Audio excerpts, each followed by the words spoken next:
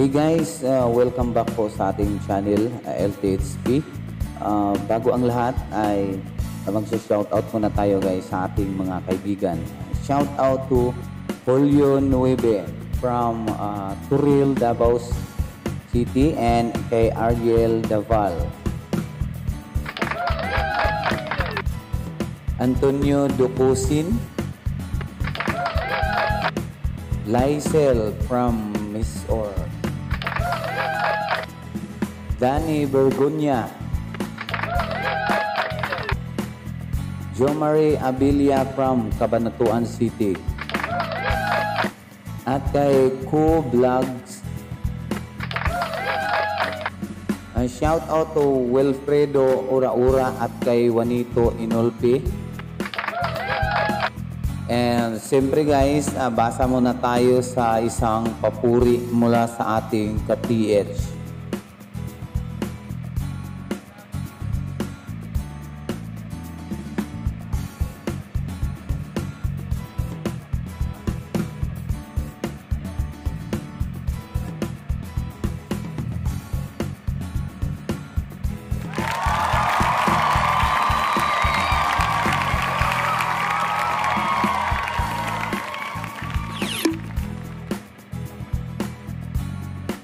So, ito na guys, welcome once again sa ating video vlog.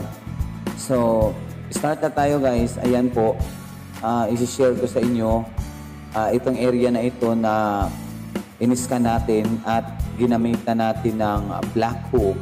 So, ngayon guys, i-confirm na natin uli gamit ang isang black hook at syempre atin ding i-scanin. So, bago ang lahat ay ipapaalam ko sa inyo itong nakita ninyong mga antiques na pinakita ko dito sa video guys. Pinost ko lang, sabi ng may-ari kasi i-attach mo sir, baka merong magka-interest na bibili dyan. So ang history niyan, yung mga antiques na ito ay ibinigay sa kanya nung matanda noong 1972. So ito guys, hindi ito nakuha dyan mismo sa pinaghuhukaya namin, pero dyan lang po sa mismong lugar na yan. Ito, may good news po na aming na-discover dito sa lugar. So actually guys, kung napapansin niyo itong sa part 1 ng video ito ay how to use black hook. So ngayon guys, nag-i-excavate na kami, and then 4 days po yan po ang aming hukay guys. So, isi-share ko sa inyo kung paano natin ma-sure o masigurado talagang merong laman dyan. I-confirm natin sa ating black hook and din sa ating PIP visualizer. And then guys, dyan pa lang, 15 feet na ho yan, meron dyang mga uling ng kahoy guys. Ayan, ipapakita ko sa inyo. Ito talaga ang nakita dyan sa ilalim, uling ng kahoy guys.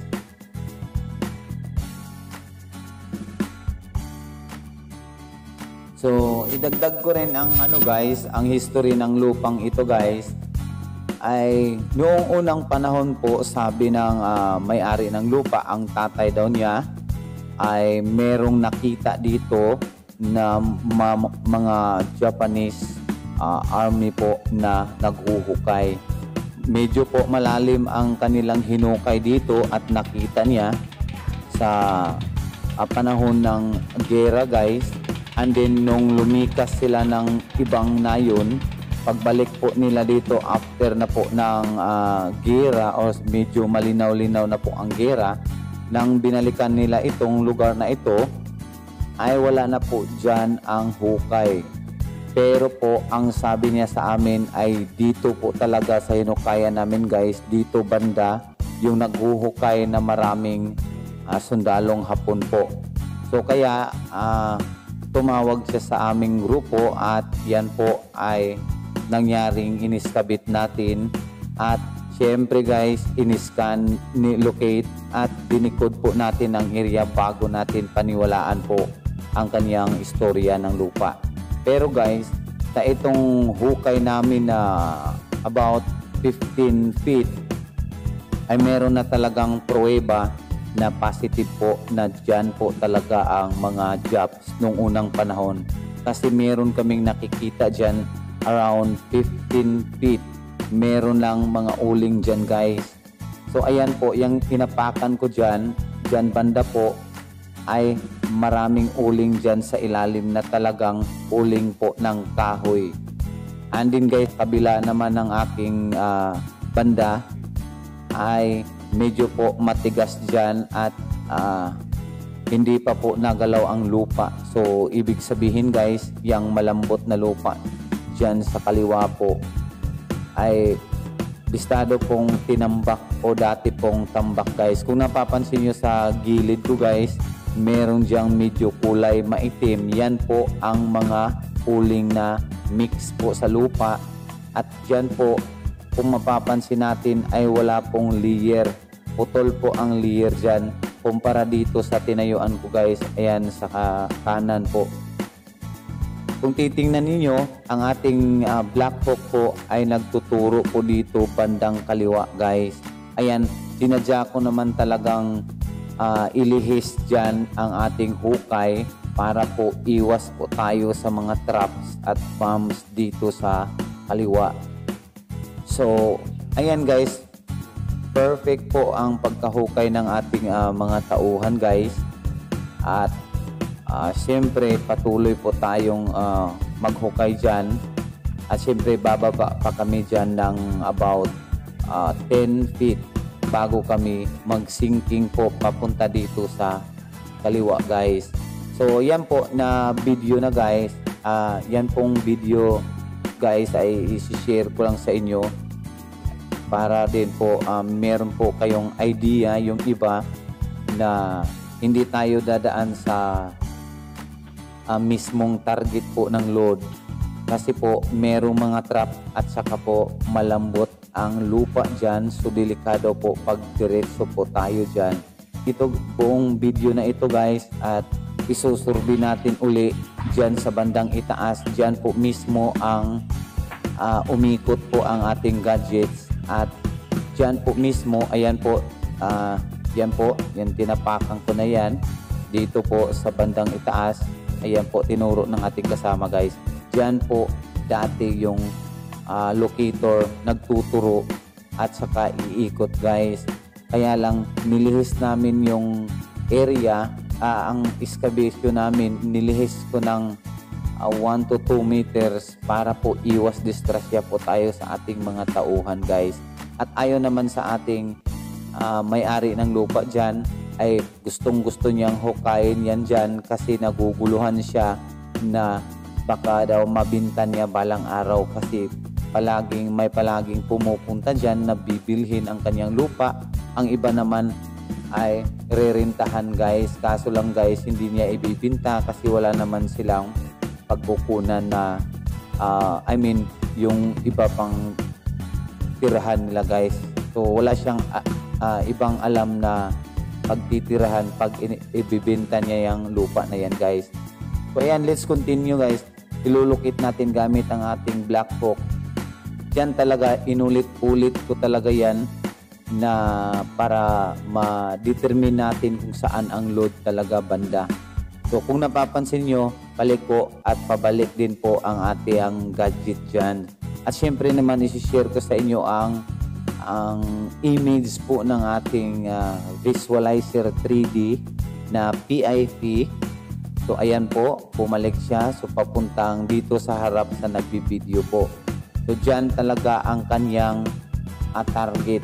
So kung nandun ako sa baba kanina ay papunta dito sa kaliwa. At syempre naman hindi yan paakyat guys, pababa po yan.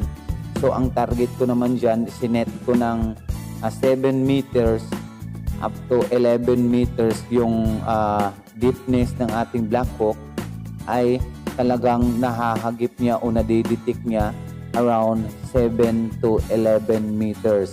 Pero pag isiset natin ng 5 meters or 3 meters ay ayaw niya hong mag-detect o wala po tayong madidetect na mga metallic element o object dyan sa ilalim guys. So ayan, yan pong inapakan ko na yan dyan. Dyan po mismo ang ating object. Kasi dyan po paikot-ikot at pabalik-balik po ang ating locator. So ito na lang guys, bago matapos ang video ito, i-share ko sa inyo ang ating image ng pag-i-scan dyan na talagang positive po siya.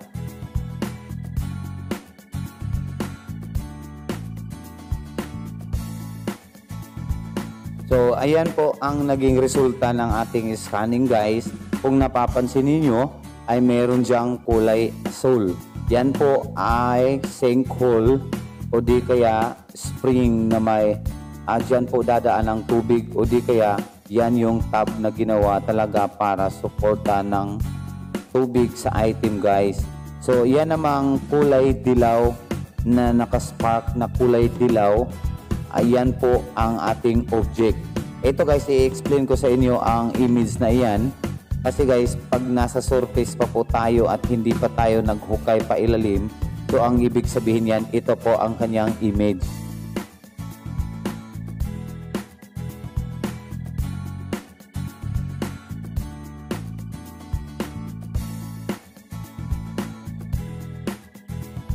So, yan po ang kabuuan ng ating pagdidikod at pag-i-scan ngayong araw guys.